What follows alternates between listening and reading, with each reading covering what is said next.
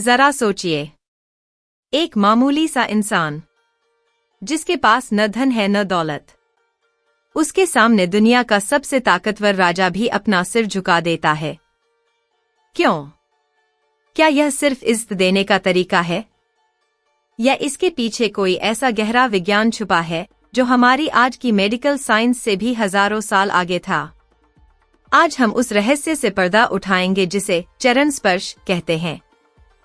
लेकिन सावधान, अगर आप इसे सिर्फ एक रस्म या परंपरा मानते हैं, तो आज आपकी सोच हमेशा के लिए बदलने वाली है। क्योंकि आज मैं आपको बताऊंगा कि कैसे किसी के पैर छूने से आपके शरीर की बीमारियों का इलाज हो सकता है। और साथ ही वीडियो के अंत में एक ऐसी चेतावनी भी दूंगा कि किन लोगों के पैर छूने से आपकी उम्र घट सकती है। जी हाँ, सही सुना आपने। पैर छूना हमेशा फायदेमंद नहीं होता। कुछ स्थितियों में यह खतरनाक भी हो सकता है। यह राज हम अंत में खोलेंगे। तो अपने कानों में हेडफोन लगा लीजिए और अगले कुछ मिनटों तक अपना पूरा ध्यान मेरी आवाज पर दीजिए। शटरस्टॉक। सबसे पहले एक दृश्य की कल्पना कीजिए। हमारे शरीर की बनावट के बारे में सोचिए। हमारा शरीर सिर्फ मांस और हड्डियों का ढांचा नहीं है। यह एक चलता फिरता बिजली घर है, यानी पावर हाउस। विज्ञान भी मानता है कि हमारे शरीर में लगातार ऊर्जा बहती रहती है, जिसे हम प्राण शक्ति कहते हैं। कल्पना कीजिए एक बैटरी की, जिसमें दो सिरे होते हैं, एक पॉजिटिव और एक नेगेटिव। ठीक वैसे ही हमारा सिर, यानी हमारा मस्तिष्क, उत्तरी ध्रुव नॉर्थ पोल माना जाता है, जहां से ऊर्जा पैदा होती है और सकारात्मक धारा बहती है। और हमारे पैर दक्षिणी ध्रुव साउथ पोल माने जाते हैं, जहां ऊर्जा खत्म होती है। अब जरा सोचिए, जब आप किसी बड़े बुजुर्ग या किसी ज्ञानी पुरुष के पैर छूते हैं, तो असल में क्या होता है? मेरी बातों को बहुत गहराई से सुनिएगा। जब आप झुककर अपने हाथों की उंगलियों से उनके पैरों की उंगलियों को छूते हैं, तो एक अदृश्य सर्किट पूरा होता है। जी हाँ, एक विद्युत परिपथ। आपके हाथ रिसेप्टर यानी ग्रहण करने वाले होते हैं, और उनके पैर ट्रांसमीटर यानी देने वाले होते हैं।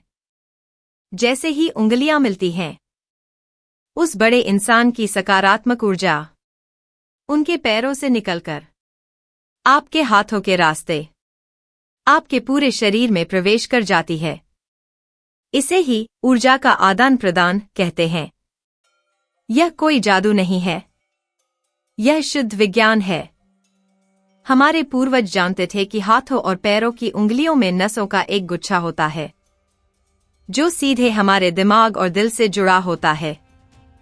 जब हम चरण स्पर्श करते हैं, तो हम अपनी नकारात्मक ऊर्जा यानी अपनी थकान और तनाव को उस बड़े इंसान की तरफ भेजते हैं, और बदले में उनकी तपस्या और शांति को अपने भीतर खींच लेते हैं।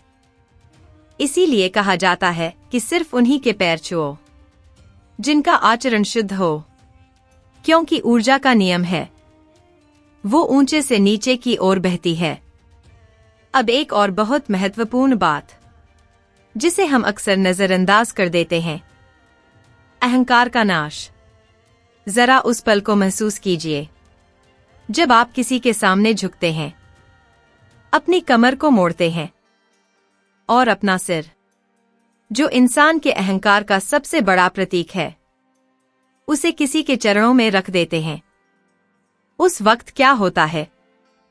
उस वक्त आपके अंदर का मैं यानी आपका घमंड टूट जाता है, और जैसे ही घमंड टूटता है, आपका दिल एक खाली बर्तन की तरह हो जाता है। और याद रखिए, ज्ञान और आशीर्वाद केवल खाली बर्तन में ही भरा जा सकता है, भरे हुए बर्तन में नहीं। जब आप झुकते हैं, तो आपके सिर की तरफ रक्त का प्रवाह, ब्लड सर्कुलेशन, तेज हो जाता है, जिससे आपकी आंखों की रोशनी बढ़ती है और दिमाग शांत होता है। यह एक तरह का योग है जिसे हम अनजाने में ही सही लेकिन रोज करते थे।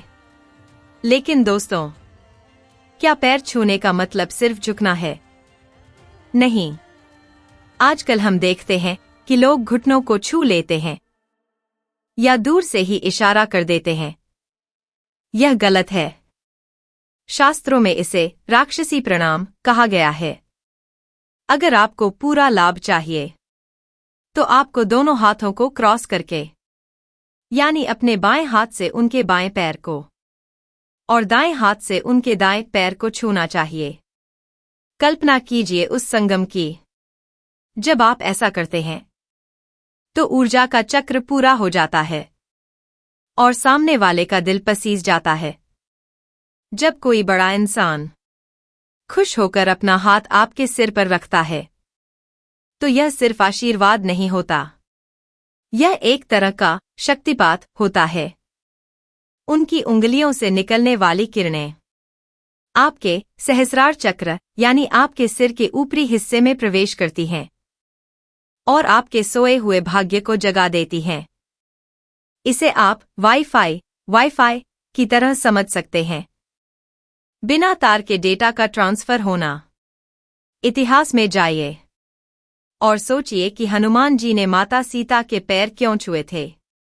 भगवान कृष्ण ने अपने मित्र सुदामा के पैर क्यों धोए थे? क्या उन्हें किसी चीज की कमी थी? नहीं। वे दुनिया को संदेश दे रहे थे कि पैर छूना आपको छोटा नहीं बनाता, बल्कि आपको इतना विनम्र बना देता है कि आप पूरी दुनिया को जीत सकते हैं। एक वैज्ञानिक तथ्य यह भी है कि हर इंसान के चारों तरफ एक आभामंडल ऑरा होता है।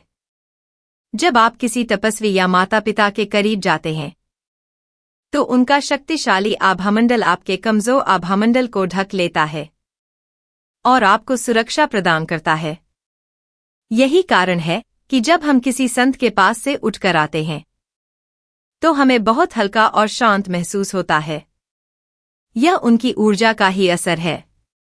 अब आते हैं उस चेतावनी पर जिसका वादा मैंने शुरुआत में किया था कि किन लोगों के पैर कभी नहीं छूने चाहिए। बहुत ध्यान से सुनिएगा। शास्त्रों के अनुसार अगर कोई व्यक्ति सो रहा हो या लेटा हुआ हो तो उसके पैर कभी नहीं छूने चाहिए।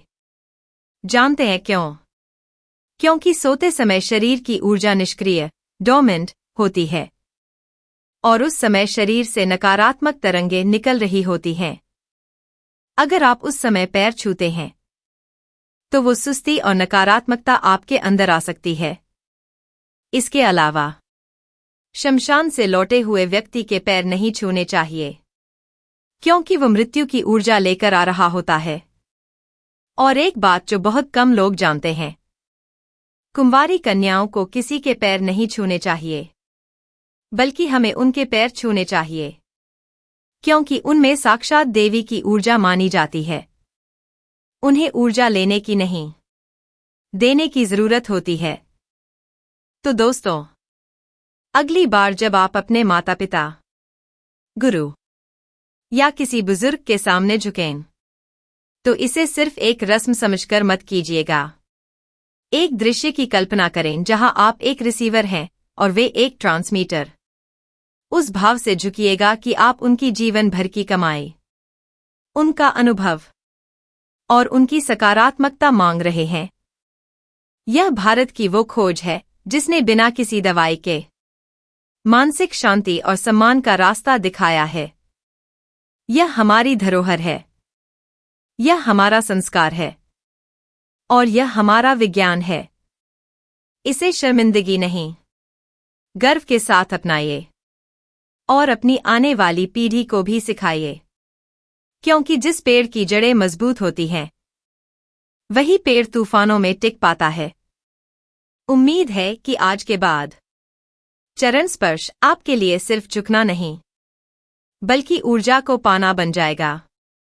अगर आप चाहते हैं कि हम ऐसे ही और लुप्त होते विज्ञानों को आपके सामने लाते रहें, तो हमारे इस अभियान से जुड़िए, क्योंकि असली ज्ञान ही असली शक्ति है।